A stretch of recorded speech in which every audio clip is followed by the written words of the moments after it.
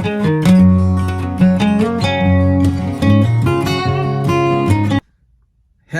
mga ka-hardwork, mga ka-loyal. Welcome back sa aking channel. Time check is 3:58 PM. December 23rd po, 2024. Ilang araw na lang, Pasko na talaga. Well guys, today ang pag-uusapan naman natin is today, sahod na naman po sa YouTube. Actually, nung 21st pa dapat, kaya lang it fell on the weekend. So kaya ngayong Monday pumasok yung sahod natin. So today po, it's actually 1 year na po tayong sumasahod sa YouTube. So kahit pa paano yung mga hard work po natin, it pays off kahit hindi siya ganun kalaki, but you can tell you just have to work harder and improve yung mga ano natin, mga kini-create natin. Hopefully it will reach more audience at makita nila kung anong ginagawa natin, and maka-inspire po din sa mga baguhan na there's money there. You just have to work hard or harder, continue to grind, and darating din tayo doon. So yeah, tara po, samahan niyo ako sa driving, and hold ko lang dito.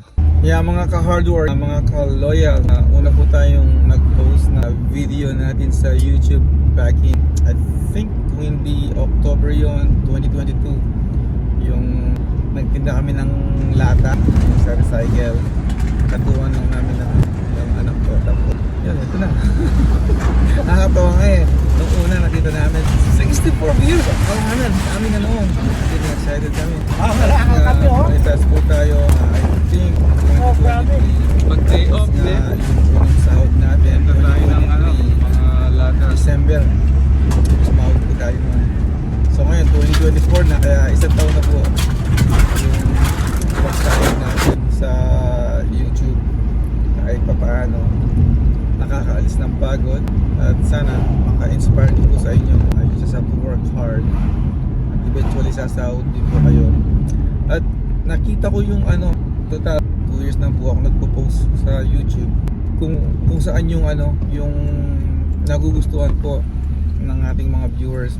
I think gusto nila tong nagkukwento ako kasi it's real talk kung ano talaga ang nangyayari dito sa California, sa Amerika. So mukhang nakita ko interesado po yung mga viewers natin. Again, I will continue to talk about yung talagang sitwasyon dito para malaman ninyo kung ano talaga ang buhay dito sa Amerika. Like yung una kong pinost dito, ano ang masarap ba o mahirap ang tumira dito sa Amerika. Mukhang nag-response naman po kayo, maraming views din kumpara sa mga dati kong pinupost, di po ba, yung mga ibang videos natin. So again, I will continue to make content yun talagang nangyayari dito sa Amerika para alam ninyo kung madali, mahirap, masarap, nakaka-homesick, nakakapagod, nakakatuwa, ganun po.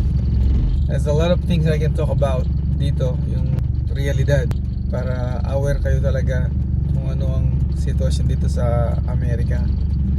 At again, itutuloy lang po natin yung pag-uusap natin sa pagsahod sa YouTube. Huwag mawalan ng pag-asa, kasi po minsan napapansin ko yung iba monetize na sila, pero all of the sudden hindi ko na sila nakikitang nagpo-post. Kasi dumadaman po yun, nabe-burn out ka rin siguro, lalo na kung halimbawa na monetize ka pero hindi ka pa nakakasahod. Siyempre nag-iisip ka kung anong ipo-post mo, anong i-create mo, and then yun nga, hindi mo ba nahihit yung talaga yung kiliti ng mga viewers na gusto mong maabot. Kaya minsan siguro nag-give up sila, pero sayang, sana wag, kasi nag-invest ka na po ng time. Magtiyaga lang po, kasi lalo na ngayon maraming ways na mga watch hour. Napapansin ko rin yung mga nagla-live po, di po ba? So sana gayahin nyo po yung mga yon, yung shorts, kasi yun, doon ka nakakaroon ng maraming subscribers. And then at the same time, a long video rin, like yung ginagawa ko ganyan. Basta wag ka lang sumuko, kasi pagka sumuko ka, di mo mararating yung goal mo. kasi huminto ka na. Sayang naman yung mga pinagpuyatan mo. Just hang in there. Makakarating ka rin doon. Like me, like I said, I'm not a good talker, I'm not a good speaker. Nahihiya ako, pero dahil sa YouTube, hindi nang nawawala yon. At it pays off. Nakakasahod po tayo, at the same time nakakatulong po tayo dahil obviously alam naman po ninyo, sinishare natin itong kinikita natin dito sa YouTube. Lately hindi ko pa lang naipopost yung napili natin, pero nakalinya po mga yan. Kahit pa paano, yun man lang ma-share natin yung konting kinikita natin sa mga nangangailangan. Kaya malaking tulong, malaking pagpapasalamat na kumikita po tayo sa YouTube kahit pa paano. Okay mga ka-hard work, mga ka-loyal, dumaan lang ako sandali dito sa Apple Store. Binilan ko ng AirPod yung daughter ko kasi gusto raw niya ng AirPod para sa Christmas gift niya. So sabi ni Miss, dumaan muna ako dito kaya binili ko na. So anyways, tuloy natin yung kwentuhan po natin. Kung bakit dapat huwag kang sumuko kapag na-start mo na yung YouTube channel mo, at anong magandang gawin para maging successful ka o kahit paano ma-sustain mo yung channel mo. Like ako, kahit paano po sumasahod po tayo every month. So ever since po ang style ko sa YouTube channel ko, nagsimula ako, napasin ko yung sa shorts. Doon po ako nakarami ng views, consistent po yun, tsaka nakakuha ng subscribers. And I do both. Nagpo-post din ako sa long, obviously, pero yung pong shorts talagang doon ko binabanatan.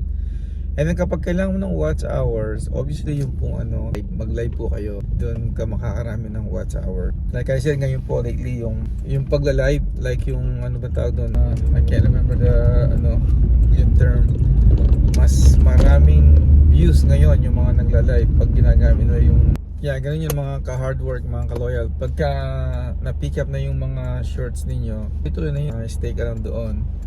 Marami ka ng mga views na darating at nagdadala rin ng mga subscribers. Kaya maswerte kayo kapag kung halimbawa nagkaroon kayo ng viral na shorts. Like ako, nagkaroon po ng isa, I think nasa 12 million na po yung isa kong yun. Hanggang ngayon, it's still bringing revenue at saka views. So basically yun po, malaki ang factor na yun, kaya nasusustain yung natin, revenue natin every month. Dahil nga po maswerte tayo, yung video na nag-viral na yun, hanggang ngayon tinutulong ko pa tayo. Tiyaga lang po, malaking factor yun. Of course, siyempre huwag kang umasa dun sa isang yun dahil nag-fade din yun or nag-slow down tapos aakit na naman. But consistent siya, mayroon dumarating na revenue. So ibig kong sabihin po, mag-post pa rin kayo, gumawa pa rin kayo, mag-create pa rin kayo ng mga video ninyo. Like I said, focus kayo sa pag maliit pa lang tayo tulad natin, yung shorts po, bagay yun. I think marami na ako nakikita na nag-shorts sila madalas kasi nga yun ang mahakot ng views at saka subscribers. And hopefully yung mga long videos natin o ninyong gagawin din, panoorin din. At syempre pag na-monetize ka na, sana yung mga ad dinalays. Kaya kung pinanood, that's good. Importante, wag kayong susuko kasi it's not supposed to be easy. Yung buong mentality, it's supposed to be hard. Ibig kong sabihin, you have to earn it. Napakasarap ng pagramdam pagka na-earn mo. Kasi pagka dali, parang ibinigil lang ng ganun, madali rin mawala yun. Ibang pagramdam. Kaya pag ikaw alam mo ang nag-create, nag-succeed ka o maging successful ka rin eventually. Hindi lang kasi yung iba po, iba-ibang style, may mga right away na maangat ka agad yung mga channel nila. Minsan tayo kahit slowly lang pero surely naman, ganun lang po yun. Hindi lahat, syempre lahat naman tayo gusto natin umangat, diba? Maraming mga ways, subukan ninyo. Pwedeng marami rin ako nakikita yung mga ang tawag dito, yung mga kung gusto nyo gawin yung reaction, mga ganun. Basta alam lang ninyo yung ginagawa ninyo, huwag kayong copyright. Alam ninyo yung fair use. Kumbaga, maraming views kayo doon. Hindi ko lang alam yung revenue doon, kung paano, kasi hindi ko ginagawa yung reaction. Although, umaano rin sa ano ko, siyempre ideas din yan. Pumapasok din sa mind ko dahil wala naman masama, di po ba? Mga ganong ideas na pwede nyong gawin. Nasabi ko na po yung shorts. I can always guarantee you, may views yan. So, basta magsipag lang kayo. Yung siyempre, pag nagsisimula ka, suportahan yung mga kasamahan natin, yung community natin sa YouTube. Suportahan din ninyo para susuportahan din nila kayo. Huwag lang yung please subscribe to me kamo, tapos ikaw hindi ka naman nagsasubscribe. Eventually makakatch ka rin nila. Kaya kailangan pag humingi ka ng tulong sa kanila, magbigay ka rin ng time sa kanila. Ganun lang kasimple yun. Magbigay ka rin ng suporta sa kanila. Anyways, hopefully ma-inspire ko kayo sa munting channel natin or mga create kong video na wag sumuko, makakarating din yan. Continue to work, hard work. And eventually makakasahod din kayo. Good luck sa inyo lahat, mga ka-hard work, mga ka-loyal. Nasa Freeway 5 na po pala tayo at mga madilim na kaagad. Mabilis talaga dumilim kapag nasa December na po tayo at malapis na ang Pasko. Ayan o.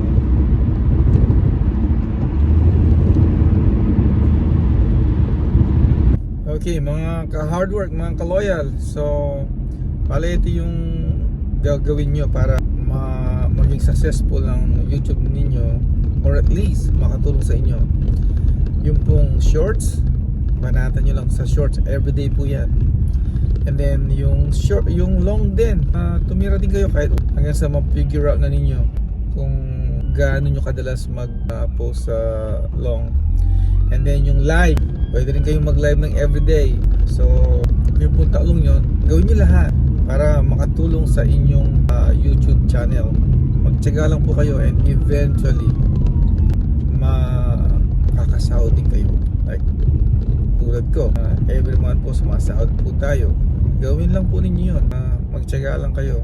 And you never know, baka makahit din kayo ng viral doon sa mga ipopost ninyong video. Kahit isang viral lang, nako, i-carry niya po yung channel ninyo talaga.